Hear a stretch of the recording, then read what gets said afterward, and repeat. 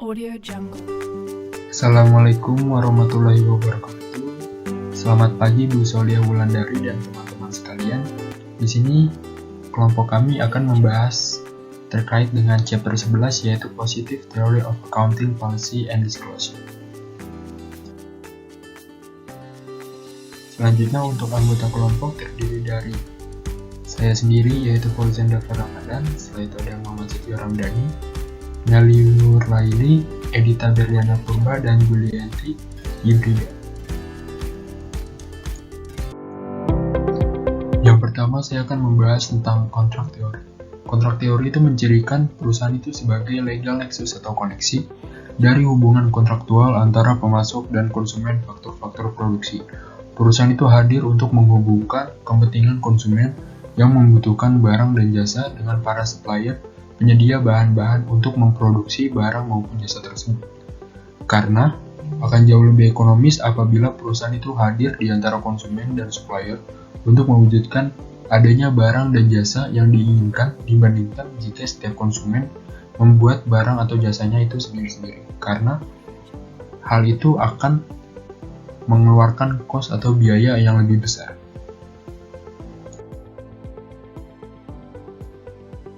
Dalam pengertian yang lebih umum, pemasok faktor-faktor produksi yaitu seperti tanah, tenaga kerja, dan modal secara tunggal mempunyai kontrak dengan konsumen faktor produksi yaitu suatu perusahaan untuk menghasilkan output mereka seperti barang dan jasa yang mereka produksi.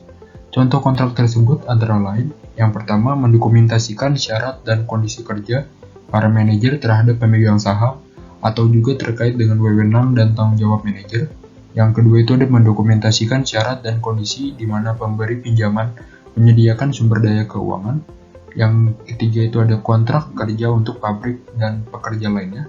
Biasanya itu terkait dengan kontrak antara perusahaan dengan pegawai yang menjelaskan tentang hak dan kewajiban pegawai perusahaan. Hal ini seperti jenis pekerjaan, tahapan, dan informasi lainnya. Yang keempat itu ada kontrak untuk penyedia barang, yaitu kontrak antara pemasok dan perusahaan, dan kelima ada kontrak untuk penjualan dan pengiriman barang dan jasa. Nah, oleh karena itu, perusahaan itu dapat dibilang merupakan bentuk perhubungan kontrak yang paling efisien dalam mengatur dan mengkoordinasikan suatu aktivitas ekonomi.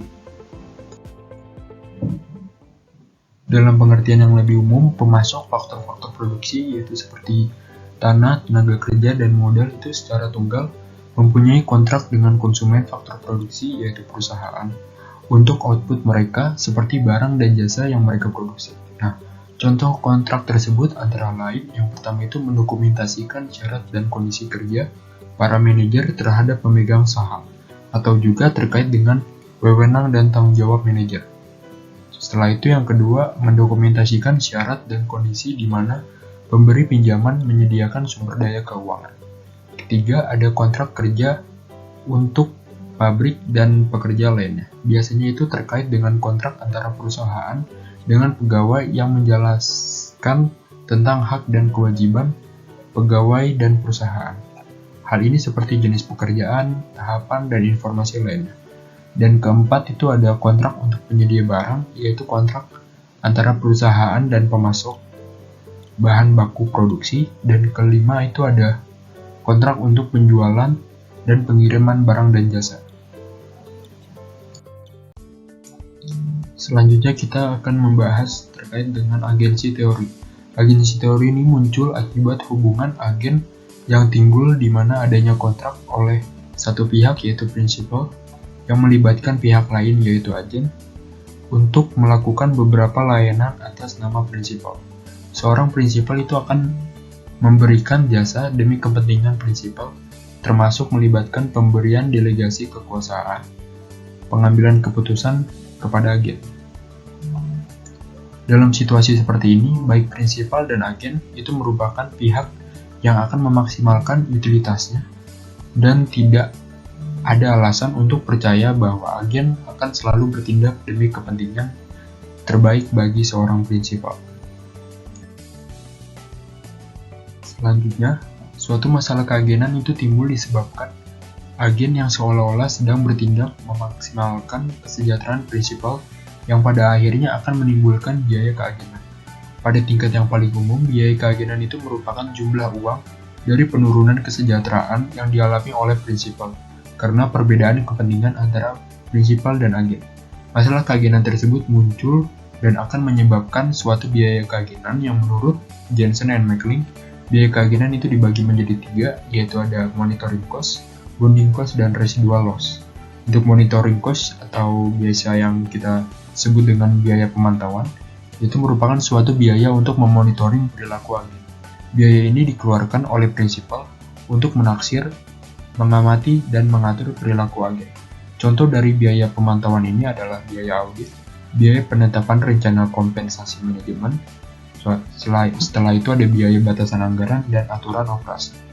Dan kedua ada bonding cost. Bonding cost yaitu biaya agen yang untuk membuat dan mematuhi mekanisme yang menjamin bahwa agen akan berperilaku sesuai dengan kepentingan prinsipal, ataupun untuk menjamin bahwa agen akan mengkompensasi prinsipal jika agen bertindak tidak sesuai dengan kepentingan prinsipal.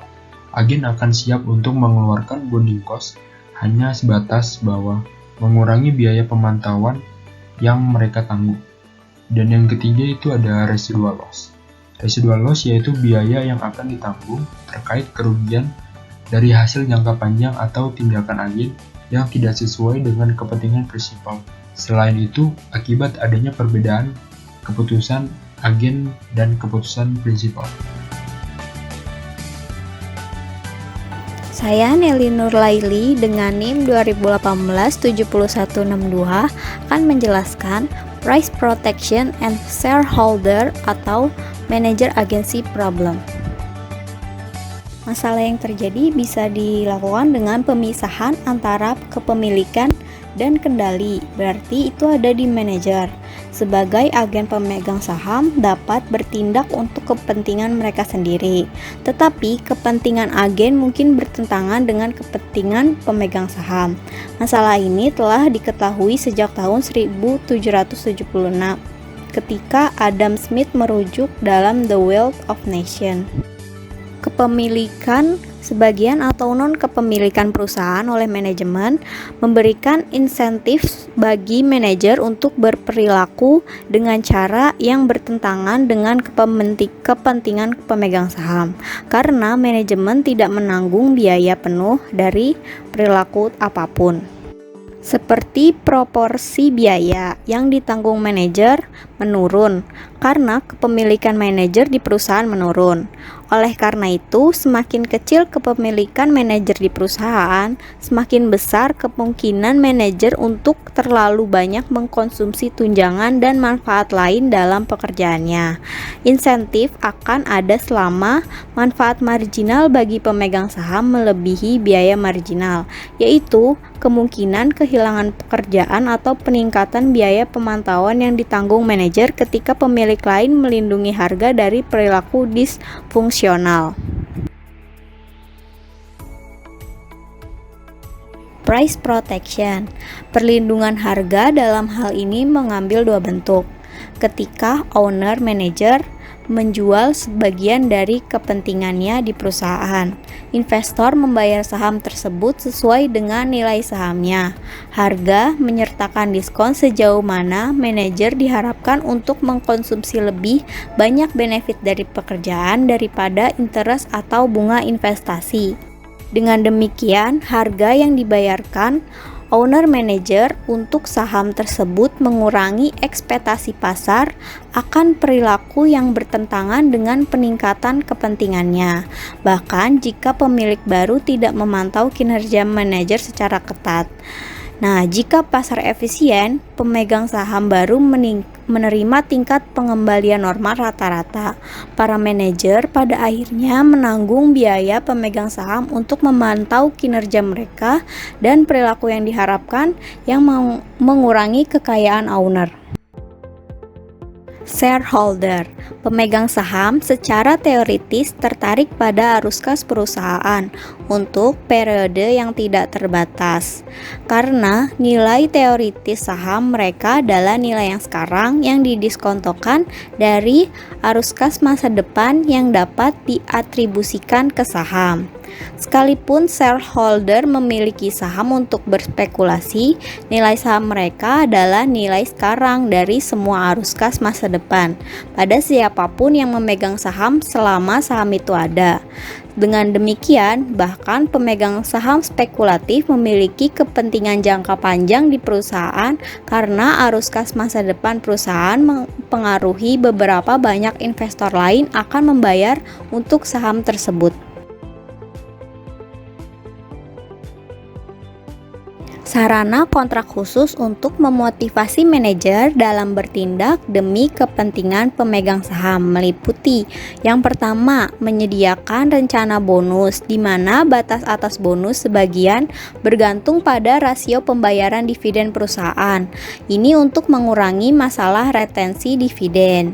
Yang kedua, membayar manajer lebih banyak berdasarkan pergerakan saham saat manajer mendekati masa pensiun. Ketiga, membayar bonus pada tingkat yang progresif saat laba yang dilaporkan meningkat. Yang keempat, memberi remunerasi kepada manajer dengan kompensasi berbasis saham sebagai kepemilikan manajer di perusahaan meningkat. Pada poin ini penting untuk ditekankan bahwa angka akuntansi lebih sering digunakan dalam menentukan kontrak kompensasi manajemen. Alasan utama adalah penerapan angka akuntansi yang luas pada konteks yang lebih beragam. Alasan pertama hanya karena mayoritas besar perusahaan tidak memiliki harga saham yang terdaftar. Alasan yang kedua, nilai pasar perusahaan tidak dapat diamati oleh tim trading atau kepentingan kepemilikan yang tidak diperdagangkan. Misalnya, perusahaan proprietary atau entitas tidak berbadan hukum. Yang ketiga, tingkat manajemen yang dibayar lebih rendah daripada direktur utama dan divisi atau area di bawah kendali manajer melaporkan pendapatannya sendiri.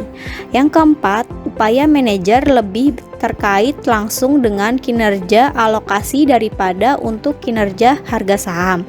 Misalnya, perusahaan memiliki beta tinggi dan harga saham fluktuasi setidaknya sebanyak fungsi pasar sebagai kinerja manajerial. Shareholder, debtholder, agency problems. Nah, prinsipal dalam hal ini adalah debtholder atau lender. Agennya adalah manajer yang bertindak atas nama pemegang saham atau pemilik lainnya. Smith dan Warner mengetahui bahwa debtholder agency problem dapat menimbulkan 4 metode utama untuk mentransfer kekayaan dari pemegang hutang ke pemegang saham. Yang pertama, excessive dividend payment. Yang kedua, asset substitution. Yang ketiga, under investment. Yang keempat, claim dilution. Yang pertama, masalah pembayaran dividen yang berlebihan muncul ketika hutang dipinjamkan kepada perusahaan dengan asumsi tingkat pembayaran dividen tertentu. Hutang diberi harga yang sesuai, tetapi perusahaan kemudian menerbitkan tingkat dividen yang lebih tinggi. Penerbitan dividen yang lebih tinggi mengurangi basis aset yang mengamankan hutang dan mengurangi nilai hutang. Yang kedua, substitusi aset didasarkan pada premis bahwa pemberi pinjaman menghindari resiko. Mereka meminjamkan kepada perusahaan dengan harapan bahwa perusahaan tidak akan berinvestasi dalam aset atau proyek dengan resiko lebih tinggi daripada yang dapat diterima oleh mereka. Karena itu, mereka menentukan harga hutang melalui tingkat bunga yang dibebankan atau jangka waktu pinjaman. Yang ketiga, under investment terjadi ketika pemilik memiliki insentif untuk tidak melakukan proyek NPV positif karena dengan melakukan hal tersebut akan meningkatkan dana yang tersedia untuk debtholder tapi tidak untuk pemilik. Yang keempat, claim dilusi terjadi ketika perusahaan menerbitkan hutang dengan prioritas lebih tinggi daripada hutang yang sudah diterbitkan. Hal ini meningkatkan dana yang tersedia untuk meningkatkan nilai perusahaan dan nilai bunga kepemilikan, tetapi menurunkan keamanan relatif dan nilai hutang yang ada. Artinya, mengurangi nilai hutang yang ada karena hutang tersebut sekarang menjadi lebih berisiko dengan adanya debt yang lebih prioritas. Debt covenants atau perjanjian hutang adalah syarat dan ketentuan yang tercakup dalam perjanjian hutang yang membatasi kegiatan manajemen atau mengharuskan manajemen untuk mengambil tindakan tertentu. Perjanjian dirancang untuk melindungi kepentingan pemegang hutang dengan mensyaratkan, misalnya bahwa perusahaan mempertahankan tingkat aset tertentu sebagai jaminan atas hutang. Jangkauan perjanjian hutang merupakan default teknis pada kontrak dan memberi pemberi pinjaman hak untuk melakukan tindakan yang disepakati seperti penyitaan agunan. Oleh karena itu, manajer memiliki insentif untuk memastikan bahwa ketentuan perjanjian tidak dilanggar.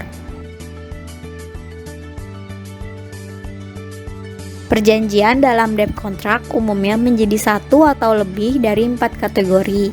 Yang pertama, covenant yang membatasi peluang produksi investasi perusahaan. Perjanjian ini dirancang untuk mengurangi substitusi aset dan kurangnya investasi. Yang kedua, covenants yang menahan pembayaran dividen dan biasanya ikat dividen payment untuk fungsi keuntungan. Perjanjian ini mencegah pembayaran dividen yang berlebihan. Yang ketiga, covenants yang menahan hak-hak pembiayaan perusahaan. Ini ditunjukkan untuk masalah disolusi klaim dan biasanya berbentuk pembatasan penggunaan hutang atau leverage yang lebih tinggi. Yang keempat, bonding covenants yang mengharuskan perusahaan untuk memberikan informasi tertentu kepada pemberi pinjaman, seperti laporan keuangan dan pengungkapan otoritas regulatori.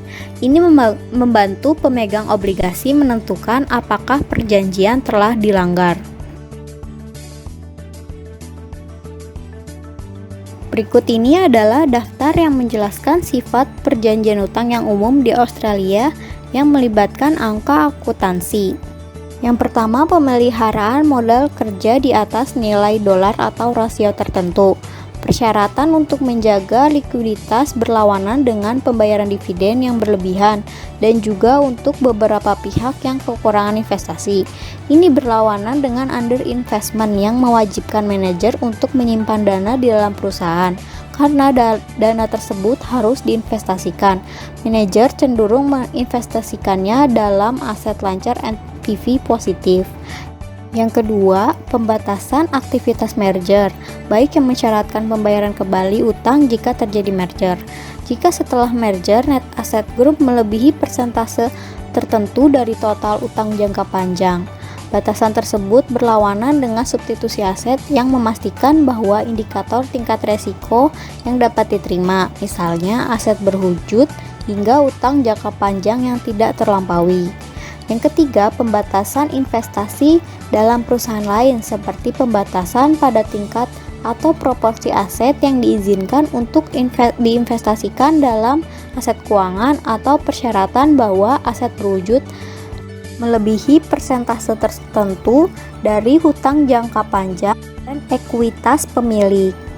Yang keempat, pembatasan borrowings tambahan seperti persyaratan untuk pemeliharaan rasio total aset berwujud terhadap total liabilitas. Persyaratan bahwa perusahaan dapat mempertahankan cakupan bunga 3 kali jika akan menerbitkan hutang baru atau larangan meminjam di tempat yang baru. Hutang memiliki prioritas lebih tinggi dari hutang yang ada. Perjanjian ini berbanding atau berlawanan dengan pencairan klaim. Selanjutnya, saya Julianti Lubrida dengan NIM 2018-7199 akan menjelaskan mengenai ex post opportunism versus ex ante efficient contracting. Agensi kontrak memberikan insentif bagi agen untuk bertindak dengan cara yang bertentangan dengan kepentingan prinsipal. Namun, adanya perlindungan harga berarti bahwa hal itu merupakan kepentingan agen untuk melakukan kontrak yang dapat mengurangi agensi cost. Seberapa kuat insentif ini tidak jelas. Satu pendekatan untuk menyatakan bahwa agen bersifat oportunistik dan berusaha untuk mentransfer kekayaan dari prinsipal karena agen menganggap bahwa perlindungan harga dan expose setting up untuk perilaku disfungsional tidak lengkap. Argumen ini dinamakan opportunistic perspective. Hal ini juga disebut pendekatan ex post karena hal ini menempatkan kontrak dari perusahaan seperti yang diberikan dan berpendapat bahwa ex post, yaitu setelah kontrak berada di tempat, agen memiliki insentif untuk mentransfer kekayaan dari prinsipal karena persyaratan kontrak dan negosiasi ulang dari kontrak yang sudah ada tidak mungkin untuk benar-benar menyelesaikan atau menghilangkan manfaat yang dapat diperoleh. Dalam menerapkan perspektif oportunistik dari teori kontrak kepada kontrak utang menyiratkan bahwa manajer akan bertindak dengan mencoba mentransfer kekayaan dari pemberi pinjaman kepada pemegang saham. Sebuah alternatif untuk pendekatan oportunistik adalah pendekatan kontrak efisien. Jika kontrak efisien, maka mereka akan menyelaraskan kepentingan agen dan prinsipal sehingga tindakan tersebut dapat menguntungkan agen dan prinsipal serta dapat meningkatkan nilai perusahaan. Meskipun mengakui bahwa agen memiliki insentif untuk mentransfer kekayaan dari prinsipal, pendekatan kontrak efisien atau pendekatan ex ante terhadap teori keagenan berpendapat bahwa agen mengakui bahwa jika mereka mencoba untuk mentransfer kekayaan dari prinsipal, mereka akan dikenakan sanksi untuk kegiatan ini di masa depan. Artinya, akan ada penyelesaian yang pada akhirnya akan menghilangkan manfaat dari perilaku oportunistik. Argumen mengakui bahwa efek reputasi akan mengurangi remunerasi yang dibayarkan kepada agen di masa depan jika mereka melakukan perilaku disfungsional. Oleh karena itu, agen akan menegosiasi kontrak yang selaras dengan kepentingan prinsipal. Perspektif ini disebut efisien karena biaya keagenan diminimalkan dalam jangka panjang. Artinya nilai perusahaan dan nilai klien prinsipal semuanya akan lebih besar dan lebih dialokasikan secara merata sehingga menurut perspektif oportunistik, pendekatan ini juga disebut ex ante karena agen berperilaku seolah-olah kontrak telah dinegosiasikan untuk membatasi perilaku mereka. Menurut pendekatan kontrak efisien, manajer cenderung memberikan informasi yang mencerminkan seakurat mungkin lingkungan ekonomi yang mendasari perusahaan. Hal ini akan mengurangi biaya mentoring dan meningkatkan reputasi manajer. Selanjutnya adalah bagian mengenai signaling teori. Selain perspektif kontrak, Holthausen menggambarkan perspektif lebih lanjut pada pilihan kebijakan akuntansi. Dalam perspektif ini, manajer secara sukarela memberikan informasi kepada investor untuk membantu pengambilan keputusan mereka. Manajer melakukan peran ini karena mereka memiliki keunggulan komparatif dalam produksi dan penyebaran informasi. Holthausen kemudian melanjutkan untuk membedakan perspektif kontrak dan informasi sesuai dengan waktu dari arus kas dan informasi akuntansi. Berdasarkan perspektif informasi akuntansi memprediksi arus kas dapat mempengaruhi nilai perusahaan. Informasi akuntansi yang digunakan untuk menunjukkan bagaimana nilai perusahaan dan klaim terhadap hal itu akan berubah. Di bawah perspektif kontrak efisien, akuntansi mencerminkan arus kas yang berubah yang mempengaruhi perusahaan. Hipotesis informasi mendasari sebagian besar riset awal pasar modal. Dalam studi pasar modal, manajer diasumsikan untuk memberikan informasi bagi pengambilan keputusan oleh investor. Hipotesis informasi sejalan dengan signaling teori, di mana manajer menggunakan akun untuk memberitahukan ekspektasi dan niat tentang masa depan. Menurut signaling teori, jika manajer mengharapkan tingkat pertumbuhan yang tinggi di masa depan, maka mereka akan mencoba untuk memberitahukannya kepada investor melalui akun. Selanjutnya, kita akan membahas mengenai political process. Teori akuntansi positif juga membuat model proses politik yang melibatkan hubungan antara perusahaan dan pihak-pihak lain yang terikat pada perusahaan, seperti pemerintah, serikat buruh, dan kelompok masyarakat. Seperti dalam konteks utang dan konteks kontrak kompensasi manajemen, akuntansi penting dalam proses politik sebagai salah satu sumber informasi tentang perusahaan. Perbedaan utama antara pasar politik dan pasar modal pada umumnya adalah kurangnya permintaan, dan karena itu maka insentif akan lebih kecil untuk memproduksi informasi dalam pasar politik. Analis ekonomi menyarankan bahwa hal ini merupakan hasil dari manfaat marginal yang lebih rendah untuk individu dalam proses politik, karena lebih sulit bagi individu untuk kelompok untuk memperoleh manfaat dari informasi itu. Ada biaya informasi yang tinggi bagi individu dan keberagaman kepentingan serta biaya organisasi. Biaya transaksi ini berarti bahwa individu akan memilih untuk tetap tidak mendapat informasi yang rasional, atau jika keuntungan individu cukup tinggi, mereka akan membentuk kelompok kepentingan untuk menangkap skala ekonomi dalam proses pembuatan informasi, terlepas dari biaya organisasi untuk melakukannya. Oleh karena itu, jumlah informasi yang dihasilkan untuk tujuan politik dan sosial akan bergantung pada efek difusif dari kebijakan pemerintah dan biaya transaksi yang efektif. Oke, selamat siang kepada Ibu Soliah dan teman-teman semua. Saya Muhammad Setiaur Ramdhani dengan NIM 2018-70-100 akan melanjutkan penjelasan tentang Conservatism, Accounting Standards, and Agency Cost. Jadi, konservatisme tradisional dalam akuntansi ini berarti akan mempercepat pengeluaran dan menunda pengakuan pendapatan. Nah, konservatisme akuntansi ini muncul karena adanya persyaratan untuk verifikasi asimetris yang memberlakukan tingkat verifikasi yang lebih tinggi.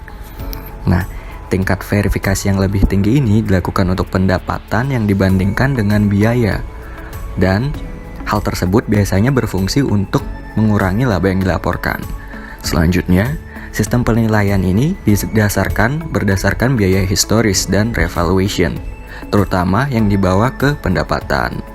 Lalu, hal ini sebenarnya tidak diperbolehkan pada regulasi yang dimiliki oleh Amerika Serikat. Masih berlanjut di pembahasan Conservatism, Accounting Standards, and Agency Cost. Di sini, IASB mengusulkan bahwa pengakuan keuntungan yang tepat waktu serta kerugian merupakan hal yang sama pentingnya. Dan sebagai tanggapan, ahli teori dari Conservatism bersyarat akan berpendapat bahwa permintaan untuk pengakuan keuntungan yang tepat waktu akan lebih rendah. Hal ini berarti pasar akan menempatkan nilai yang lebih tinggi pada pengakuan kerugian yang lebih tepat waktu. Alasan dari dilakukannya hal tersebut adalah pelan praktik pelaporan eksternal dalam menyediakan eksternalitas tata kelola perusahaan, yaitu dengan dua cara. Yang pertama melalui ex ante, lalu ex post. Ex ante ini dilakukan pada investasi trofi yang mengecewakan, dan ex post dilakukan untuk penghentian investasi arus kas yang negatif. Nah, investasi trofi yang dimaksud dalam ex ante ini adalah keadaan di mana manajemen berinvestasi dalam proyek yang memperluas kendali manajemen atau menambah prestis dari para manajemen sebagai agen. Beralih ke pembahasan berikutnya, yaitu Testing the Opportunistic and Political Cost Hypothesis. Di sini, proses politik dianggap akan memberikan insentif utama untuk adopsi posisi lobby tertentu. Lalu, Watts dan Zimmerman berpendapat bahwa karena faktor politik, maka manajer perusahaan yang umumnya berukuran besar akan memiliki insentif yang lebih besar untuk mengurangi laba yang dilaporkan. Selanjutnya, efek yang diharapkan dari perlakuan ini memiliki efek yang bervariasi dan beragam. Nah, efeknya tersebut bisa termasuk potensi keringanan pajak dan peraturan tarif untuk perusahaan yang diatur serta biaya pembukuan. Selanjutnya, banyak penelitian yang telah menemukan bahwa manajer akan membuat pilihan kebijakan akuntansi individu yang akan meningkatkan keuntungan yang dilaporkan ketika mereka mendekati dengan pelanggaran perjanjian utang yang mereka telah lakukan. Lalu, mereka akan memanipulasi keuntungan akuntansi secara umum pada tahun-tahun sebelumnya serta setelah pelanggaran perjanjian utang yang mereka lakukan tersebut. Selanjutnya, seperti yang dibahas pada bab ini, maka manipulasi keuntungan akuntansi tersebut merupakan hal yang mungkin dan tidak hanya menggunakan pilihan kebijakan akuntansi, tapi juga melibatkan kebijaksanaan dari hal-hal seperti perkiraan masa guna aset yang berguna untuk mempengaruhi jumlah penyusutan. Penelitian yang dilakukan oleh Sweeney membuktikan bahwa manajer perusahaan yang sangat dekat dengan batas perjanjian utang akan cenderung mengadopsi strategi akuntansi peningkatan laba dibandingkan perusahaan yang tidak mendekati batas perjanjian utang tersebut. Berikutnya kita berlanjut ke pembahasan test using contract details. Di sini, Healy menerbitkan makalah yang berisikan tentang tes yang lebih kuat daripada bonus plan hipotesis yang ada pada penelitian sebelumnya, karena penelitian Healy ini mengadopsi karakterisasi bonus plan yang lebih komprehensif dan terkadang menawarkan insentif kepada manajer untuk memilih kebijakan akuntansi penurunan laba.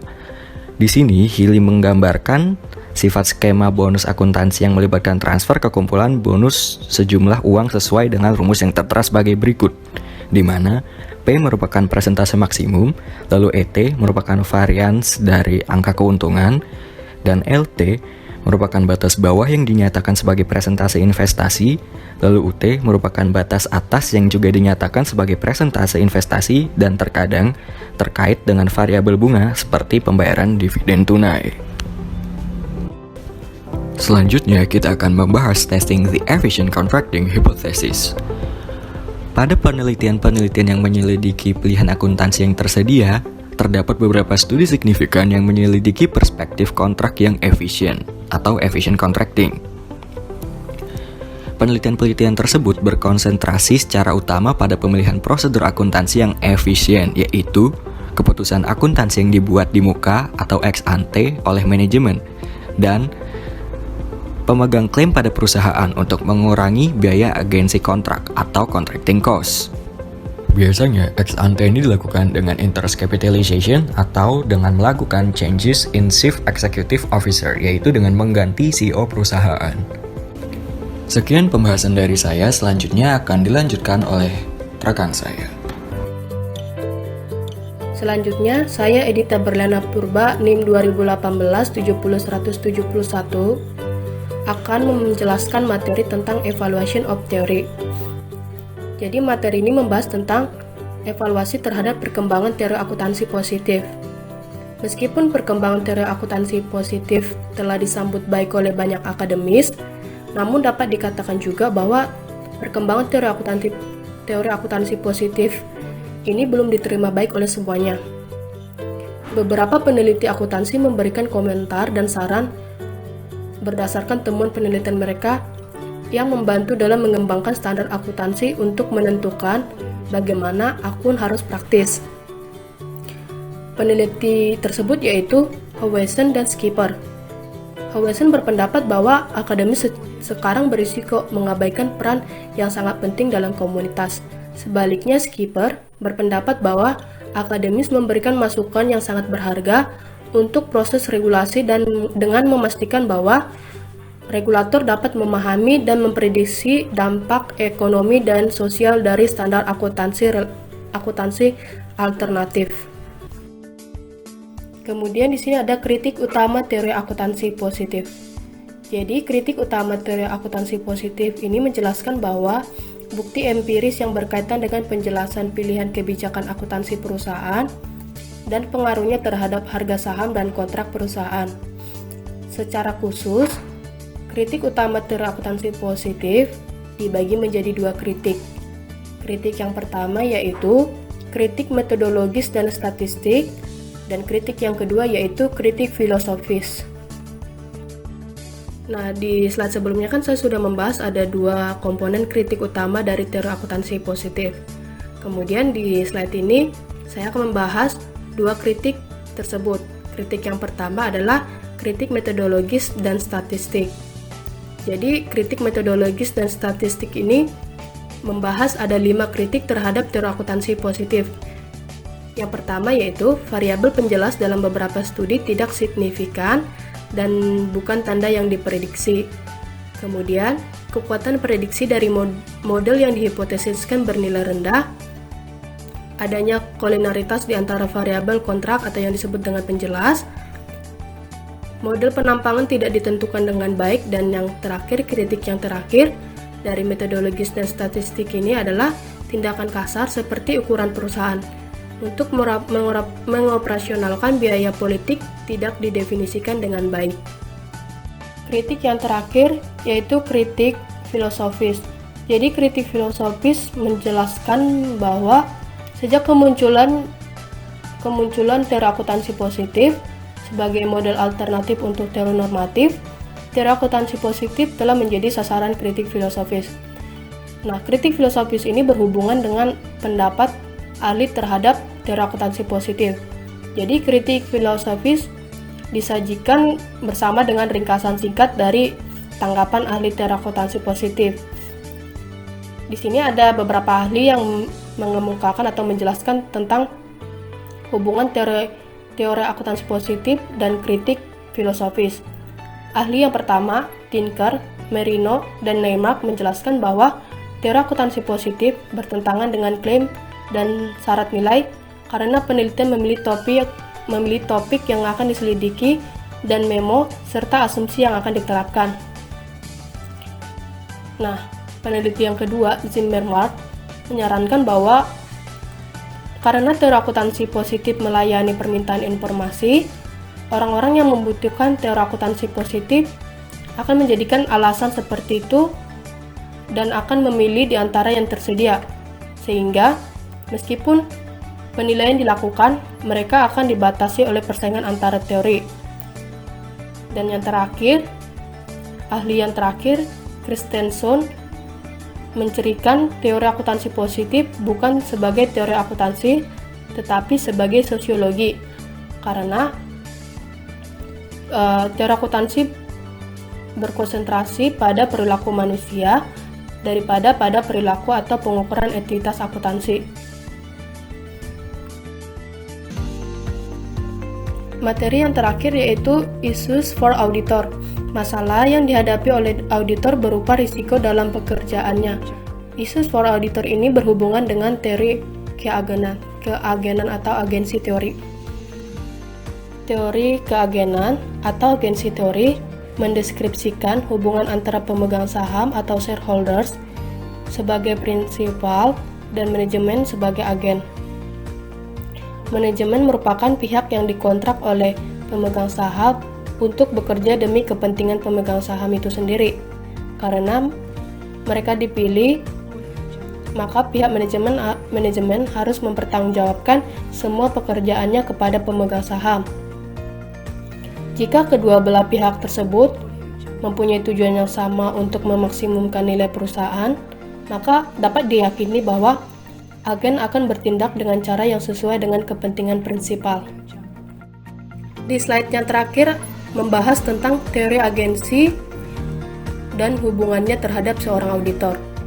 Jadi, teori agensi ini dapat membantu seorang auditor untuk memahami masalah yang terjadi antara agen dan prinsipal. Karena auditor dianggap sebagai pihak yang mampu menjembatani apabila pihak prinsipal dan agen memiliki masalah. Nah, auditor dianggap sebagai bentuk pertanggungjawaban pihak agen kepada pihak prinsipal. Sekian presentasi dari kelompok kami, kurang lebihnya mohon maaf. Selamat siang dan terima kasih. Audio Jungle.